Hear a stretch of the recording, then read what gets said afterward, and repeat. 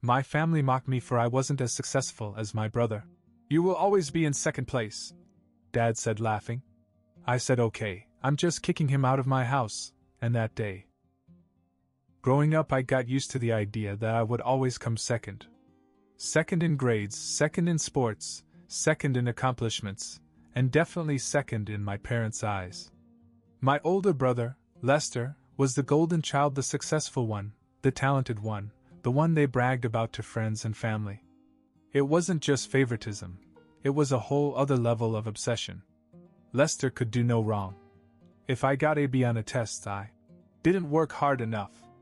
If he got a B, the teacher must have graded unfairly. When I got a decent job, my father asked why I didn't aim higher. When Lester got a six-figure salary, they practically threw a party. It was exhausting, but after years of it, I just learned to deal with it. Then everything changed. Lester went bankrupt. He lost everything: his fancy apartment, his car, his savings. The same brother they put on a pedestal suddenly had nowhere to go. And guess who took him in?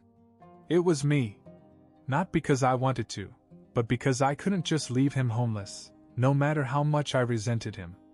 For the past 3 months, he had been living in my apartment, sleeping on my couch, eating my food, and doing absolutely nothing to change his situation. He didn't work, didn't contribute, didn't even try. He just sat there, claiming he was depressed and needed time to figure things out. Meanwhile, I paid for everything: rent, bills, groceries, and even loaned him $19,000 for a used car because, he said, people take you more seriously when you have a car. And what did my parents know about any of this? Nothing. Lester made sure they still saw him as their perfect son. He barely called them, always saying he was busy. He made sure they thought he was still doing well, still successful, still the same Lester they adored. And me? I was still the disappointment, the one who never quite measured up. That all changed on Thanksgiving. We were all at my parents' house, the usual family gathering: turkey, mashed potatoes, the works. Lester showed up late, of course, and made an entrance as he always did. He even parked his car right in front of the house for everyone to see, knowing full well that I had paid for it. When we all sat down, the attention, as always, was on him. My mom asked him about work, my dad about his investments, my uncle patted him on the back and said, "Still making big moves, huh, Les?" And he played along. Lied through his teeth. "Yeah, things are going great. Had to downsize a bit for a new investment, but that's all part of the plan. You know how it is, short-term sacrifices for long-term success." I sat there gripping my fork so tightly I thought it might break in half. He wasn't just lying, he was going all out. Then, as if on cue, my dad turned to me. "And you, Kyle? Still at the same job?" I nodded. "Yeah." He grinned and shook his head. "Well, I guess someone has to come in second." The whole table laughed. My mother, my uncle, even my cousin. "And Lester?" He laughed the hardest. I put down my fork. "Okay," I said, standing up. "Then my brother's moving in with you tomorrow." The laughter stopped immediately. For the first time in my life, I had the floor. No one laughed anymore. My dad frowned, my mom blinked like she misheard me, and Lester looked like he just swallowed a fork. "What are you talking about?" my mother asked. I crossed my arms. "I mean, since Lester is so successful, he obviously doesn't need my couch anymore. He can move in with you." Now everyone looked at Lester. His face had gone pale. He let out a short laugh, trying to keep up the act. "Kyle, stop joking around." I wasn't joking. "Oh, I'm not. I think you should know that your number one son has been living with me for the last 4 months. Eating my food, driving a car I paid for with my money because, guess what, Mom? Dad? He's broke. He has nothing." My mother's hand covered her mouth. My dad's expression hardened. My uncle, my aunt, my cousin, they all just stared at Lester. And him? He tried to recover, but he was never as good at thinking on his feet as he liked to think. "That's not true," he scoffed. "You're twisting things." I stepped closer. Am I? Do you have your own place? He remained silent. Do you pay rent? More silence. Do you even buy your own toilet paper? He clenched his jaw, but still nothing. I turned back to my parents. He's been lying to you for months. He's got nothing, but he wanted you to keep thinking he was still on top. And I let him stay with me even though I couldn't stand him. Even though I paid for everything while he sat around feeling too depressed to do anything. I turned back to Lester. And how do you repay me? By sitting here laughing at me with them. No one spoke. You could hear a pin drop. Then my dad, Mr. Lester Can Do No Wrong, looked at him. Is that true? Lester swallowed. Dad, it's complicated. Mom jumped in. But Lester, you told us you were investing. You said it was going well. He sighed and rubbed his face. I needed some time. I wanted to tell you. I laughed. Yeah? When? When my bank account hits zero. My father pushed back his chair and stood up. His expression was unreadable, which was worse than if he had just gotten angry. You're telling me you've been living off your brother like a leech, while letting us believe you're doing just fine? Lester opened his mouth, then shut it. For the first time in his life, he had nothing to say. And then my grandmother, sweet, quiet grandmother, shook her head. Shameful. Lester flinched as if he'd been slapped. I grabbed my jacket. You guys have fun finding out. I'm done. I walked out. I didn't stay a second longer. I thought that was the end of it. I thought I was finally free of it all. Little did I know that later that night, Lester would show up at my door, drunk, angry, and ready to start a war. I didn't go inside right after I left my parents' house. I drove around for a while, letting the cold air clear my head. It should have felt good to finally let it all out, but something still felt heavy in my chest. Maybe because I knew that it wasn't really over. And I was right. When I came home a few hours later, I heard the door unlock. Lester still had a key. I hadn't thought to take it from him before. He walked in, his face tight, his whole body tense, as if he'd been holding back anger all the way home. He slammed the door shut a little too hard and turned to face me. What the hell's wrong with you? I didn't even look up from my beer. Not in the mood, Lester. I barely managed to fix what you did back there. He snapped. Do you even realize what you just pulled? That got my attention. I put my drink down. Fix? He scoffed. Yes, Kyle. You think I was going to let you humiliate me in front of everyone? I told them you were just jealous. That you couldn't stand the fact that I was more successful, so you made up some story to make yourself feel better. I stared at him. You lied again? I had no choice. He shot back. Mom was freaking out, Dad was pissed. I had to say something. I laughed and shook my head. Wow. You really are unbelievable. You didn't have to say anything, he snapped. Everything was fine before you opened your mouth. But no, you had to make it about you. You had to drag me down just because you couldn't stand that they liked me more than you. I clenched my jaw.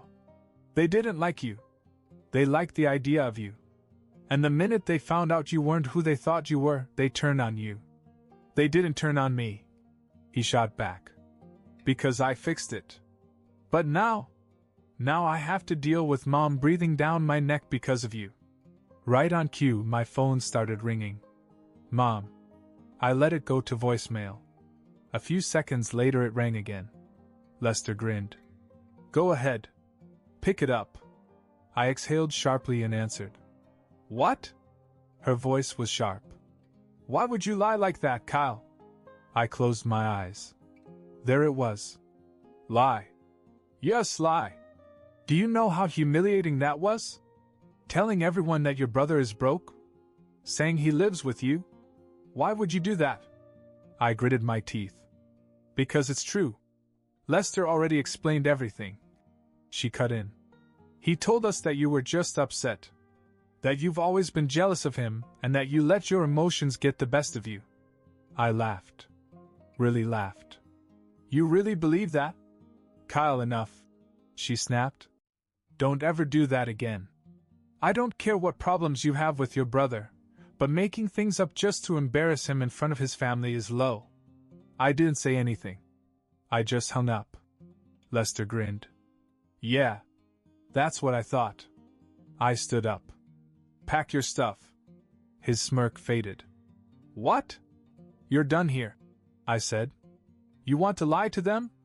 Fine. Go live with them. But you're not staying here another night.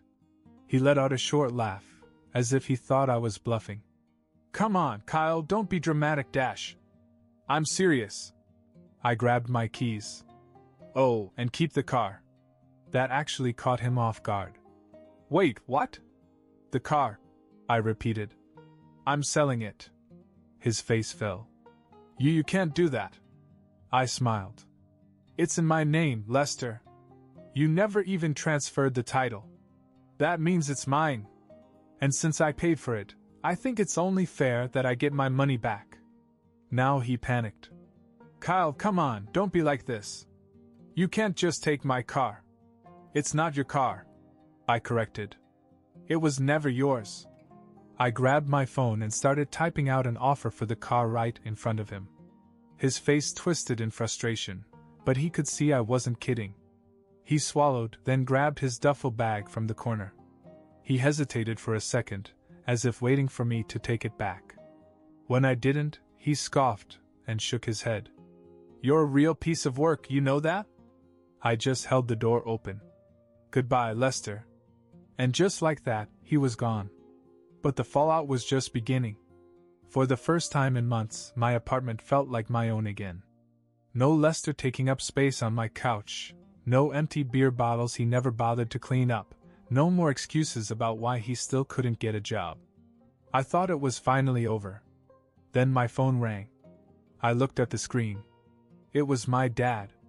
I considered ignoring it, but something told me to answer it. Kyle, he said, his voice tense. We need you to come over. I sighed. Why? A pause. Then, it's about Lester. I should have known. When I got to my parents' house, I could tell something was wrong. My mom was sitting on the couch with her arms crossed, looking irritated and confused. My father stood by the fireplace, rubbing his forehead as if he had a headache. My cousin was there too, sitting quietly in the corner, looking like he was just there for the drama. And Lester? He was slumped in a chair, looking defensive. As soon as I walked in, my mom turned to me.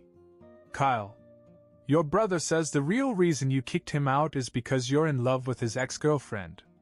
I stopped. What? Lester sat up and nodded like it was a perfectly logical explanation. Yeah. Jenna. You've always had a thing for her. Ever since we got together, you've been jealous. And when we broke up, you saw your chance. That's why you left on Thanksgiving. You just wanted me out of the way. I blinked. Are you actually crazy? My dad exhaled loudly.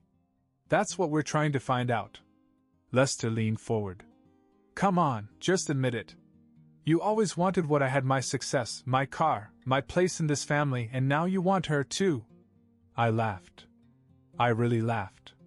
I couldn't help it. I looked at my parents. You can't seriously be listening to this. My mother frowned. I didn't believe him at first. But then I thought, why else would you humiliate him like that in front of the family? I let out a sharp breath. Because he's broke. Because he lived off me for months while he lied to all of you. Lester scoffed. That's what you want them to think. I turned to my father. You don't believe that, do you? My dad crossed his arms. I think it's a ridiculous excuse. But if it's not true, then why is Lester sitting here, unemployed, with no money, no car, and no plan? Finally they got it. I looked at Lester. Tell them where your car is. He clenched his jaw. I turned to my dad. I sold it. My dad frowned. You weren't bluffing? Nope. I pulled out my phone, opened my banking app, and held up the screen. Right there. $19,000. The car's gone. Lester sank deeper into his chair. My mom stared at him. So, it was true? He remained silent. My father sighed and rubbed his temple. Jesus Christ, Lester. My cousin shook his head. Damn, man. You really thought that excuse was going to work? Lester gave him a look, but said nothing. My dad looked at me. What do you think we should do? I shrugged. Not my problem. Lester jumped up. Kyle, come on. No. I cut him off. You lied to her again. You tried to turn them against me like you always do. But guess what? It didn't work this time. Now you can clean up your own mess. I turned to leave, but my father spoke again. Kyle. I looked back at him. He sighed. I know we haven't been fair to you. And maybe if we had been, we wouldn't be in this situation. That was the closest he came to an apology. I nodded. Yeah. Maybe. Then I walked out, leaving Lester to face the truth for the first time in his life. But somehow he still wasn't done trying to drag me down with him. 12 days later, it was my mom's birthday. I wasn't planning on going. After everything that happened, I figured it was best to keep my distance. But when she called and personally invited me, I could tell something was different. We want you to come, she said. Everyone's going to be there. There was something in her tone. Something I hadn't heard before. I wasn't sure what it was, but curiosity got the better of me. So I went. When I walked in, the house was packed. Relatives, family, friends, even some neighbors. My uncle was pouring drinks, my aunt was setting out food, and my dad was in the middle of a loud conversation with some of the cousins. It felt like every other family gathering, except for the fact that, for once, the attention wasn't on me. It was on Lester. And not in a good way. I spotted him near the kitchen, looking like he wanted to disappear. His smile was tight, his posture stiff, and he kept glancing at the door like he was debating making a run for it. That's when I knew something was about to go down. I grabbed a drink and leaned against the wall, waiting. Then it started. My dad clapped a hand on Lester's shoulder. So, Lester, how's work going? Lester tensed. Just figuring things out. Oh yeah? My uncle chimed in. Any big investments lately? Lester forced a laugh. I've got some things in the works. That's when my grandma, sweet, old, never missed a church service grandma, shook her head and said, He's unemployed. The room fell silent. Then my cousin snorted. And then, just like that, the laughter started. It spread like wildfire. My uncle was laughing, my aunt was laughing, even the neighbors were chuckling. My dad wiped a fake tear from his eye. Oh, that's rich. Lester unemployed?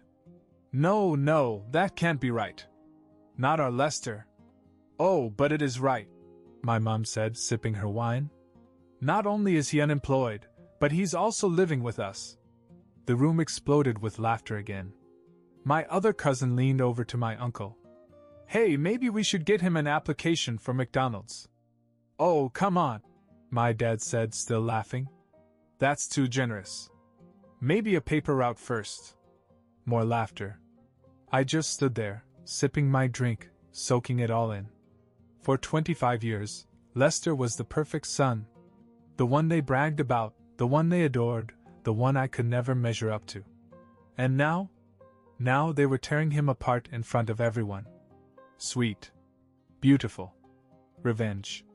Lester clenched his jaw, gripping his drink like he wanted to throw it. All right, very funny. Oh no, let's keep going. My uncle grinned.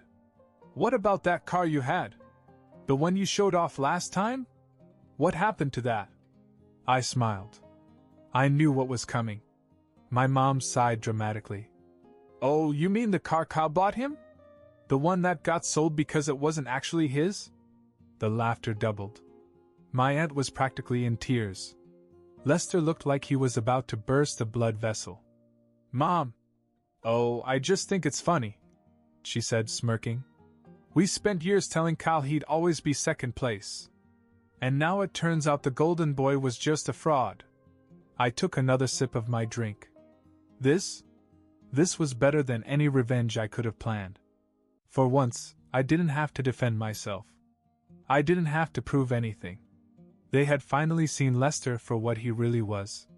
And the best part? I didn't have to lift a finger. I just stood there and enjoyed the show.